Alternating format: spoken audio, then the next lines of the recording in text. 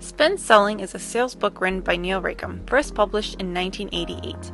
In this book, Rackham establishes the spin selling methodology, a sales technique created to help anticipate and navigate tough sales situations. Welcome to the Biz Guru, a channel focused on helping aspiring entrepreneurs and salesmen take their skills to the next level.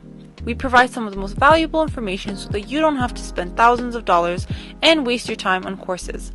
This video will break down a tried and tested sales method used by many worldwide to sell high-ticketed products.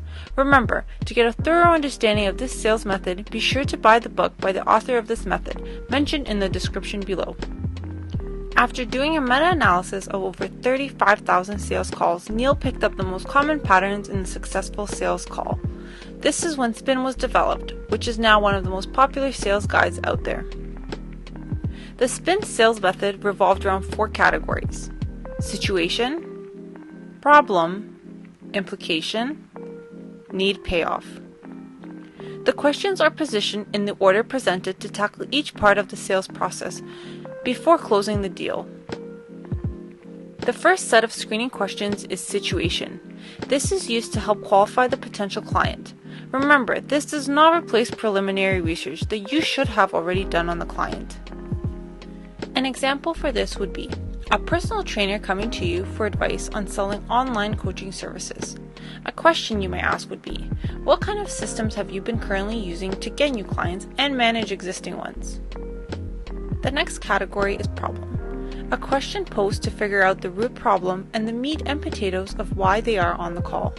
Some example questions would be, what's the biggest issues you're having with your current system of generating clients? What has been holding you back from excelling further with your current system? What have you tried to do to address these concerns? The third category is implication. A question posed to determine the implication or effect that their current problem is having on them or their business. How is it affecting them? What has been the cost of not having a solution so far? How much has been left on the table in terms of customers? A great strategy to use here is to ask them how this has affected them personally, to really get them emotionally engaged. You want them to really see how strong the implication of not doing something about this problem is, not just on a business level, but a personal level. This is key. Some example questions would be, how many clients do you think you're leaving on the table doing it the way you have been?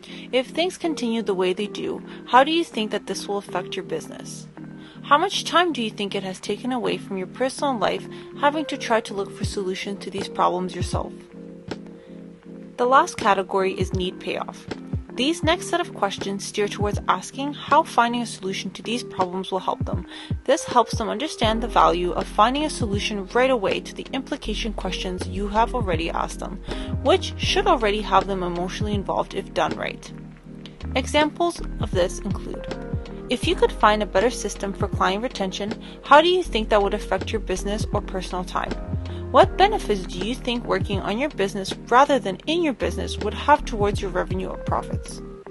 Now, what you want to do is summarize everything by restating the problems they are facing, how it's affected them, and what fixing these problems can do for them. Then go for the close and state the solution you have. An example of this would be, so from what I'm gathered, because of the lack of having a good marketing setup to generate more clients, you have been chasing clients rather than trying to produce organic leads to come to you, which leads you to less time towards working on your business and less time in person to spend with your family, outside of working all day for that next lead. And being able to set up a system that can help you bring these leads in will allow you to have more time to work on your business rather than in it, spend more time with family, and generate more revenue. Well, based off what you've told me, we have the perfect solution for you. Now you can pitch your product or service, making sure to tackle how you'll solve every problem they've stated that they're having. At the end, you can either ask for the sale or leave it as a question. For example, how does that sound to you? They'll almost always respond positively with a great, as nothing you would have said is against what they want, if you've gone deep enough with the questions to address everything. From here on, you can close the deal and ask for the sale.